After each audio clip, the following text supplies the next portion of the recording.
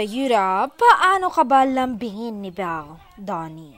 Yan ang naging tanong namin sa aktor na nagpakilig sa kanya ng sobra. Say niya, I really like kung nilalambing niya ako. She make me kilig sobra.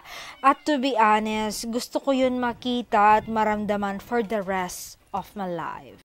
At nagpapasalamat lang ako na nararanasan ko ang pagmamahal na ito, na ayaw ko nang mawala pa.